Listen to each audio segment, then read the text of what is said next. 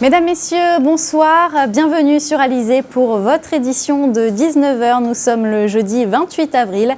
Voici les titres qui seront développés dans notre journal.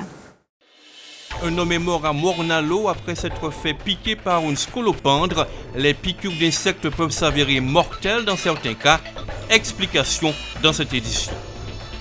À l'arrêt depuis plusieurs mois, le parc paysager de Petit Canal pourrait reprendre des couleurs. Sa réhabilitation est en cours. Devant les agressions dont ils sont victimes, les étudiants de Fouillol réagissent et ils entendent proposer des solutions pour assurer leur sécurité. Le journal, Aurélie Ronze. Et notre invité ce soir, Dominique Dartron, président de l'Association de développement agricole et rural de Guadeloupe, association qui organisera demain une conférence sur l'avenir agricole. Leurs piqûres ou leurs morsures ne sont pas forcément agréables. Pire, elles peuvent être mortelles. Après le décès mardi à Morne-à-l'Eau d'un homme mordu par une scolopendre, nous nous interrogeons ce soir sur les précautions à prendre si cela vous arrive un jour. Muriel Barline nous en dit plus. Quand les insectes piqueurs attaquent, les réactions peuvent être variées. En cas d'allergie au venin inoculé, le pire peut se produire. Mardi, un homme de 61 ans est mort à Morne-à-l'Eau après s'être fait piquer par une scolopendre. Il aurait fait un choc anaphylactique, une réaction qui se produit normalement après que l'on a été piqué à plusieurs reprises et que l'on est sensibilisé à la substance inoculée par l'insecte. Le choc anaphylactique est une réaction qui va entraîner une baisse de tension, un désamorçage de la pompe cardiaque et donc les gens peuvent mourir de ça. Et ça va arriver quand la personne est allergique à la substance que va lui inoculer la bestiole. Et il n'y a pas que le scolopendre qui peut entraîner ça. Les allergies les plus connues aux insectes piqueurs, ce sont les allergies au venin d'hyménoptères, guêpes et abeilles. Ça, on a des patients qui sont en désensibilisation pour ça, c'est-à-dire qui reçoivent un traitement pour entraîner une tolérance. Dans un cas comme celui-là, il ne faut pas perdre de temps. C'est la raison pour laquelle les personnes se sachant allergiques doivent toujours avoir sur elles une seringue d'adrénaline auto-injectable.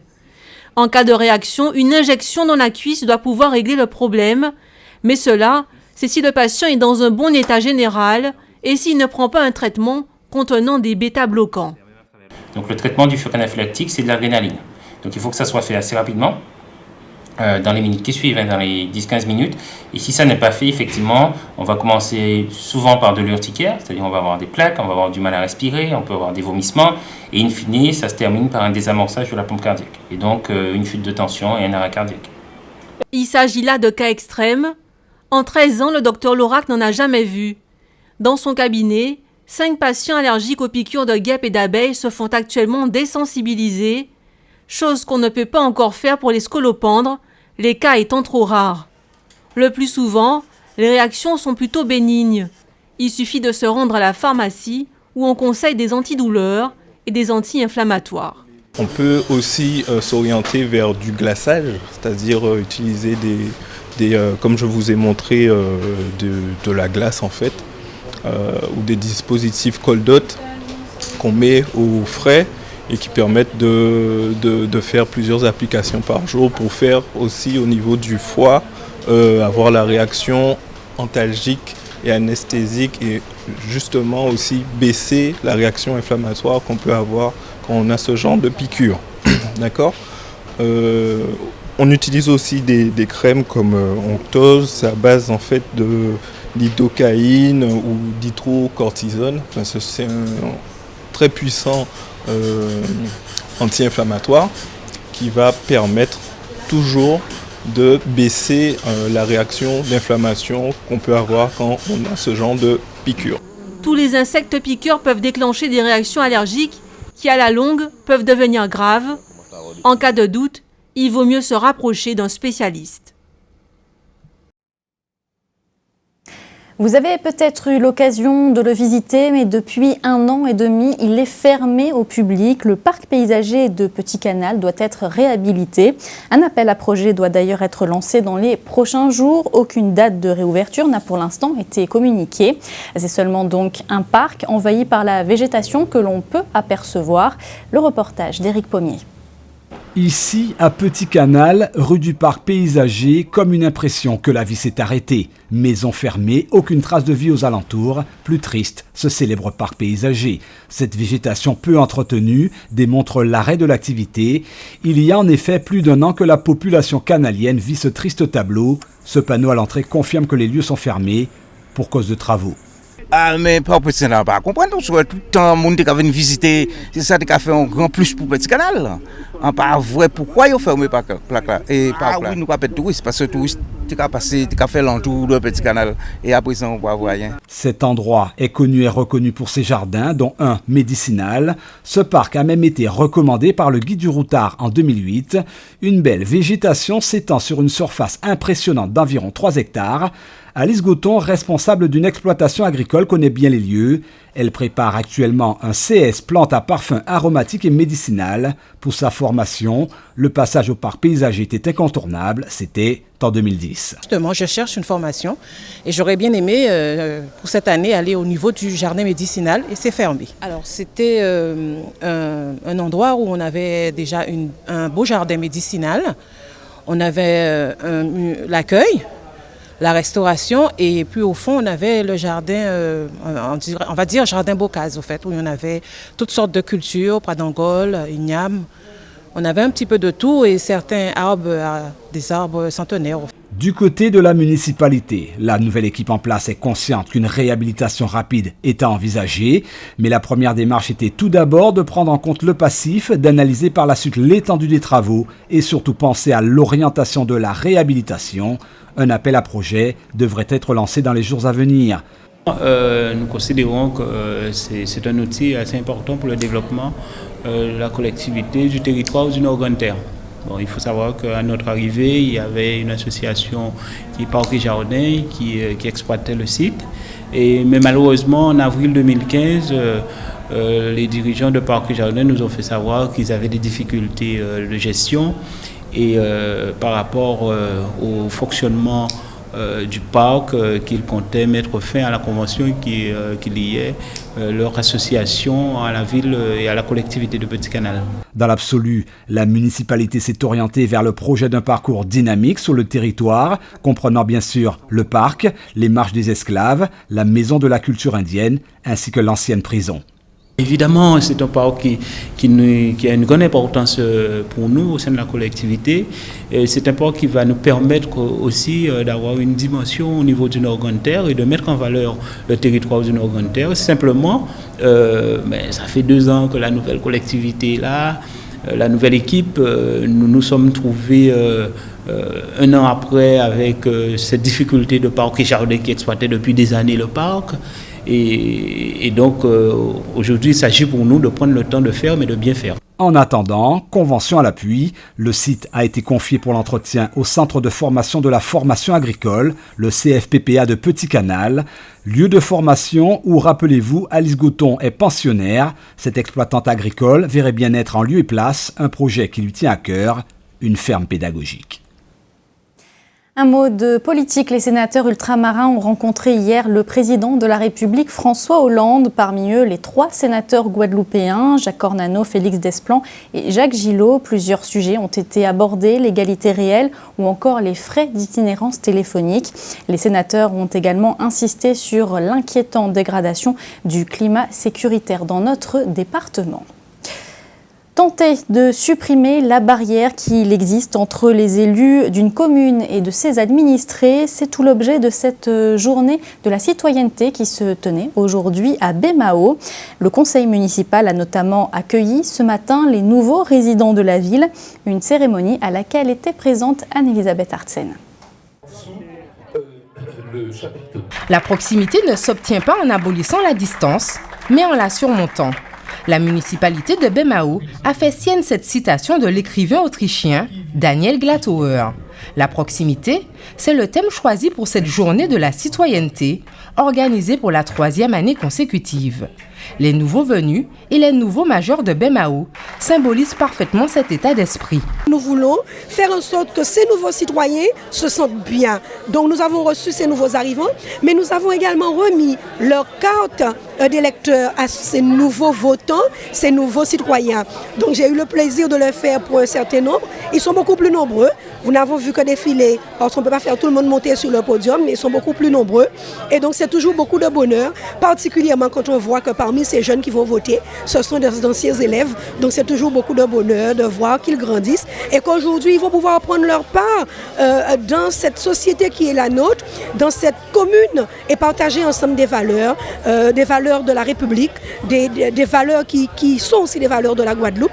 Et donc voilà, c'est beaucoup de bonheur pour moi aujourd'hui. C'est important de devenir majeur puisque à partir de 18 ans, eh bien, la nation nous investit de cette responsabilité qui est l'acte de voter.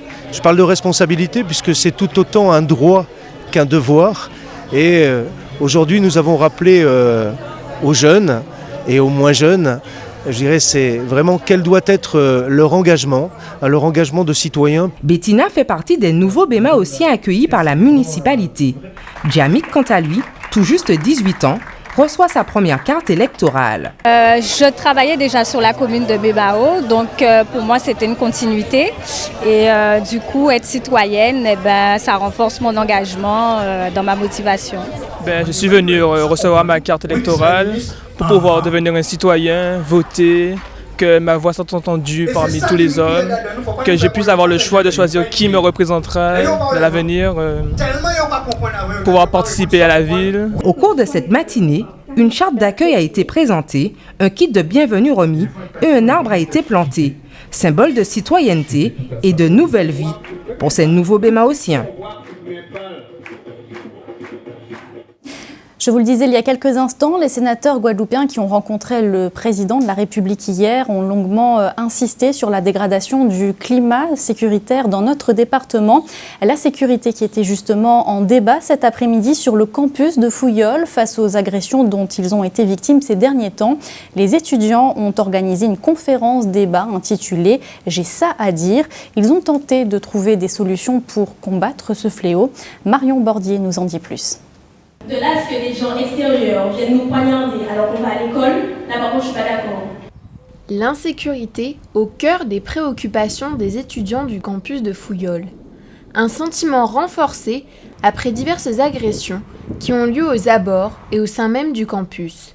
Notamment celle d'un jeune homme poignardé au bras à l'arme blanche pour un simple téléphone mobile.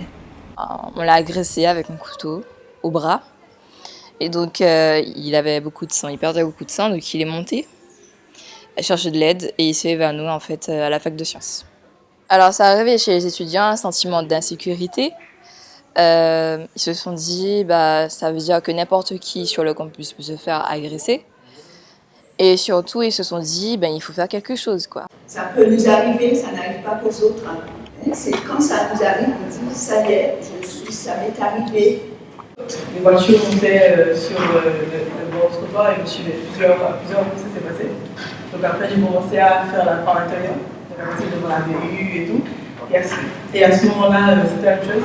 Des garçons qui n'étaient pas forcément étudiants ont commencé à me suivre. Des étudiants et étudiantes suivis jusque chez eux et parfois agressés verbalement, physiquement ou même braqués, mais aussi des logements du Crous cambriolés en pleine journée. Ces agressions et ces délits ne sont pas commis par d'autres étudiants, mais par des personnes extérieures au campus. Tout ça, ce sont des formes d'agression, ce sont des formes de harcèlement. En tant qu'étudiant, on n'a pas à vivre ça, que ce soit à l'extérieur et encore moins sur notre lieu d'études. Ce que certains appellent la violence, pour d'autres, c'est un mode de vie. Certains sont violents, non pas de nature, mais parce que c'est comme ça qu'ils vivent et qu'ils ont toujours vécu. Et c'est un choc pour ceux qui ne pensent pas pareil, de côtoyer ces personnes-là. Vidéosurveillance, vigiles, policiers, cartes magnétiques, barrières, voici quelques-unes des solutions proposées pour les étudiants afin d'endiguer cette montée de l'insécurité. Certaines étaient extraites du sondage en ligne lancé le 19 avril dernier, Un sondage qui a révélé que 43% des femmes se sentent en sécurité à l'université et 57% des hommes. Une inquiétude asexuée donc, qui grandit. Mais les solutions proposées ne font pas toujours l'unanimité. Je ne souhaite vraiment pas que la fac devienne un lieu de flicage et c'est pour ça que je suis là aujourd'hui. C'est pas parce qu'on va mettre des flics, c'est pas parce qu'on va barricader, c'est pas parce qu'on va faire des rondes, on ne pourra pas mettre des policiers derrière chaque étudiant que la situation va s'améliorer. Il ne faut pas être étonné qu'il y ait des braquages, qu'il y ait des vols et rien à voir avec en fait l'université. Ça se passe partout en Guadeloupe. Fin mai, les associations et les élus étudiants tenteront d'actionner des mesures afin de garantir la sécurité de tous sur le campus, mais aussi aux alentours. Et peut-être en finir avec les agressions, un phénomène dû à la précarité, au chômage et à la délinquance dont souffre le quartier du Carénage. Je venais d'arriver, c'était ma première année ici. Je savais qu'il y avait une bonne dose de camaraderie. Mais je ne savais pas qu'on pouvait rentrer aussi facilement dans une chambre au Crous où il y avait un portique, où il y avait la sécurité. L'actualité en bref en Martinique, fin de la grève sur le réseau de bus Mosaïque. Depuis lundi, les chauffeurs effectuaient leur droit de retrait en raison de la mise en place du nouveau système de billetterie Cohésion. Après une nouvelle réunion hier soir, ils ont obtenu satisfaction. En Guyane, l'État est sur le point de donner le coup de pouce financier réclamé depuis plusieurs mois par la collectivité territoriale. C'est le sénateur guyanais Georges Patient qui l'annonce après une entrevue avec le président de la République. Le gouvernement donnerait son feu vert pour qu'un prêt de 50 millions d'euros soit accordé à la CTG. Née de la fusion des conseils régional et général, la collectivité territoriale de Guyane doit en effet faire face à des difficultés financières. Je vous propose à présent d'ouvrir notre page Caraïbes. Nous évoquerons ce drame à Trinidad où une octogénaire est morte après avoir été touchée par une balle perdue. Il sera également question du report des élections présidentielles en Haïti. Mais tout de suite, nous nous rendons à la Barbade. Voici l'actualité Caraïbes. Une Surinamaise de 32 ans a été arrêtée à l'aéroport international Grantley Adams à Barbade avec, dans ses bagages, des paquets de cannabis et de cocaïne dont certains se cachaient dans ses parties intimes. Nadira Gotami Echteld a été amenée à l'hôpital où un paquet de cocaïne a été récupéré dans son vagin. Elle a ensuite rejeté 22 paquets de cocaïne qu'elle avait ingérés. La jeune Surinamaise a comparu devant la cour pénale où elle a été reconnue coupable de 8 chefs d'accusation, possession de 2 kg de cannabis, possession d'1 kg de cocaïne, possession de cannabis avec l'intention de vendre, possession de cocaïne avec l'intention de vendre, trafic de cannabis et de cocaïne, importation de cannabis et de cocaïne. Elle a été condamnée à la prison à perpétuité. L'élection présidentielle plusieurs fois reportée en Haïti pourrait ne pas avoir lieu avant le mois d'octobre, a indiqué le président Joslerme Privert dimanche, jour initialement prévu pour la tenue du scrutin. S'exprimant alors que l'élection n'a pu avoir lieu comme prévu, Joslerme Privert a estimé que le pays devrait désigner son chef de l'État en même temps que le Sénat, dont l'élection est fixée au 30 octobre. Des milliers de personnes ont manifesté dimanche pour réclamer le droit de vote au second tour de la présidentielle qui avait été fixé au 24 avril. Le premier tour, organisé en octobre, a provoqué des controverses politiques, certains candidats éliminés dénonçant la régularité des opérations électorales. Depuis, 4 dates ont été fixées pour le second tour, mais aucune n'a été respectée. Une commission a été désignée par les autorités pour examiner les accusations de fraude dans les résultats du premier tour. Sona Lalou, une femme de 80 ans, est morte la nuit dernière après avoir été touchée par une balle perdue alors qu'elle était dans sa salle de bain. Un policier de 21 ans qui poursuivait 2 suspects dans le quartier où vivait Sona Lalou a tenté de franchir une clôture mais il a trébuché, son arme a glissé et a déchargé 2 balles dont l'une d'elles a traversé le mur de la salle de bain de Lalou et l'a touché en pleine tête. L'inspecteur de police Anand Ramsar a déclaré au journal Trinidad Guardian que l'agent a été secoué par l'incident regrettable. D'après les informations de la police, les circonstances du drame font apparaître que l'officier n'était plus en possession opérationnelle de son arme à feu et que l'agent lui-même est totalement secoué par cet accident. Retour en Guadeloupe et on va parler d'agriculture puisque demain l'association de développement agricole et rural de Guadeloupe organise une conférence où des réflexions seront menées sur l'orientation agricole pour demain. Pour en parler en détail, notre invité ce soir, le président de l'ADARG. Bonsoir Dominique Dartron. Bonsoir. Alors demain, à l'occasion de cette conférence, vous allez notamment faire un état des lieux. Justement, comment se porte la filière agricole en Guadeloupe brièvement ? Justement, si nous sommes ici, si nous sommes arrivés à ce stade, c'est que la filière va très mal. Et suite au constat que nous avons mené sur le terrain, nous avons constaté qu'il y a plein de choses à revoir au niveau de l'organisation de producteurs, les filières, de revoir aussi toute la partie générale, comme on dit. Nous avons entré en profondeur des choses et suite à cela, nous avons décidé de mettre en place effectivement une conférence débat avec toutes les institutions du monde agricole parce qu'il y a vraiment des enclavements entre le monde agricole, le dysfonctionnement entre le monde agricole et les institutions. Alors, est-ce que c'est une filière qui attire suffisamment les jeunes ?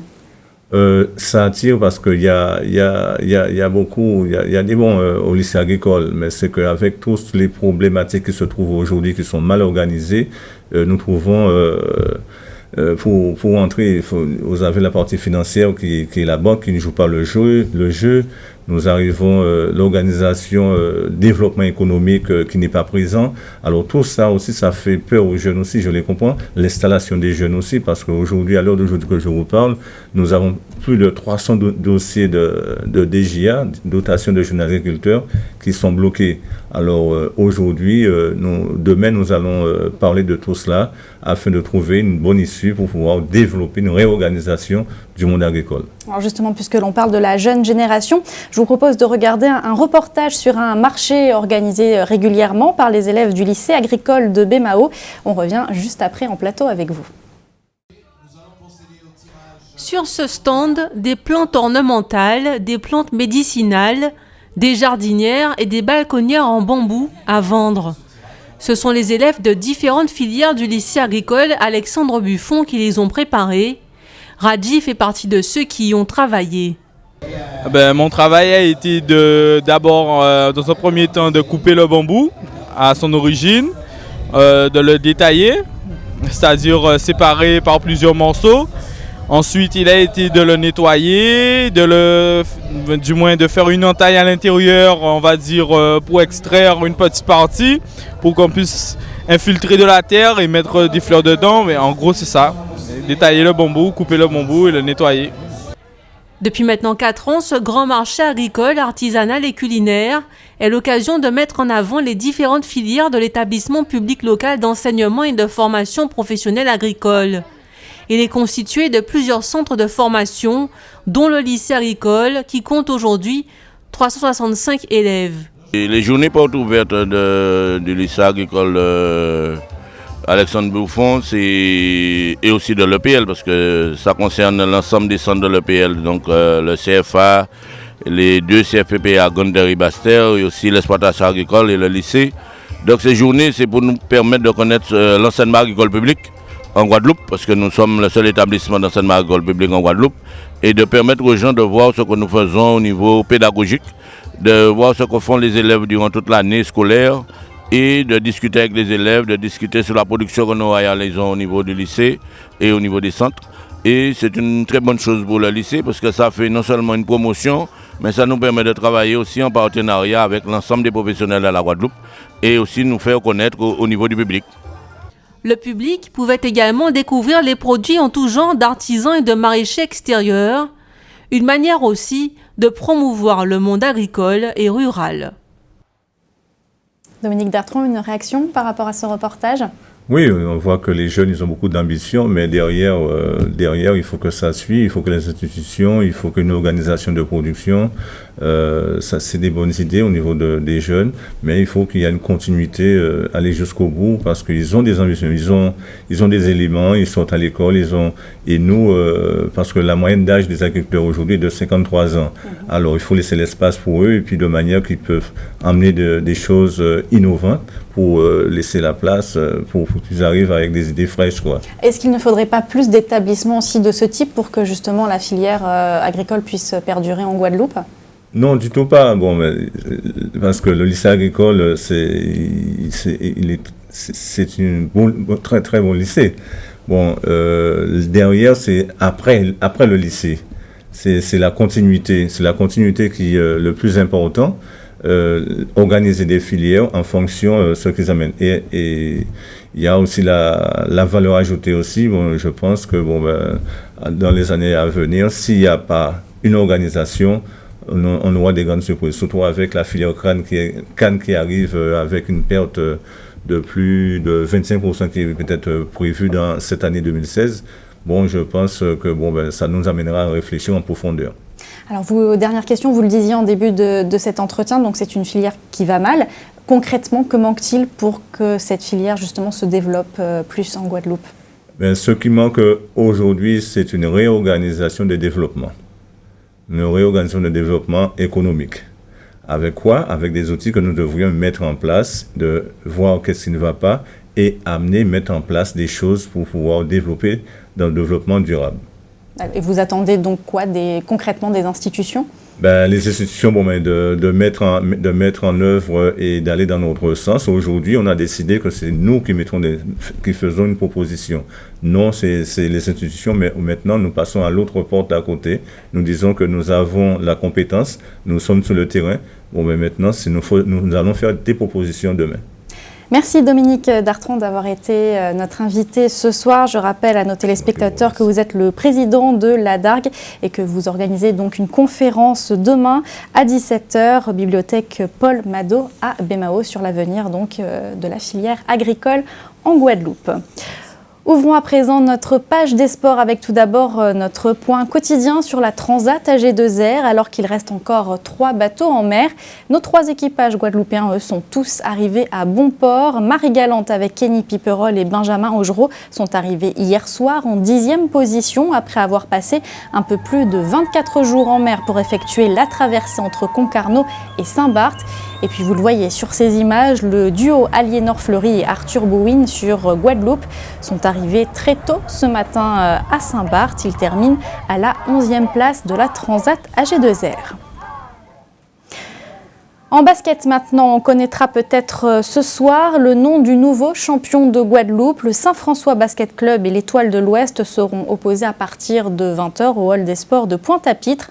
En cas de succès, les Saint-Franciscains, qui mènent 2 victoires à 1, seront sacrés pour la première fois de leur jeune histoire. Dans le cas contraire, une 5e rencontre se jouera samedi pour départager les 2 équipes. En football, le CSM rejoint la Gauloise en finale du trophée Margaillard après sa victoire 1-0 hier soir contre la Gauloise lors du match retour des demi-finales. Au match aller, les Mouliens s'étaient déjà imposés sur le score de 2-0. Avant de se quitter, on va jeter un rapide coup d'œil sur vos prévisions météo pour demain. Comme vous allez le voir sur cette carte, le soleil sera au rendez-vous. Un soleil qui sera tout de même accompagné d'un léger voile nuageux. Les températures afficheront dans la matinée entre 27 et 28 degrés. Notez par contre que la qualité de l'air sera encore mauvaise demain. La vigilance rouge a été maintenue sur notre archipel en raison de la présence des brumes de sable. C'était le journal d'Alizé. Merci de votre fidélité. Dans quelques instants, vous allez retrouver l'actualité nationale et internationale. Quant à moi, je vous donne rendez-vous demain à 12h30 pour votre édition locale et régionale. Je vous souhaite une excellente soirée sur Alizé.